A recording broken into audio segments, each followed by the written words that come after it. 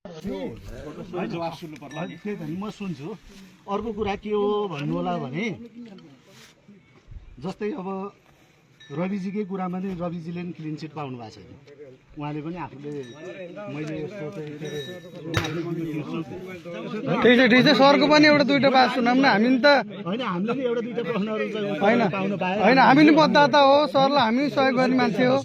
प्रश्न सोद्धाखेरि प्रश्नको अन्त्यमा प्रश्नवाचक चिन्ह हुन्छ। हुन्छ मैले लामो भाषण दिने होइन। भाषण दिएको होइन, मैले सोधेको अब अभिभावक कुरा बाबुराम भट्टराईसित कुरा गरे मैले हो होइन होइन। तपाईँ अब त्यही त नि 76 जना मारे भएर उ गर्नेलाई चाहिँ नगरी 17,000 मारिछ तपाईँ होइन।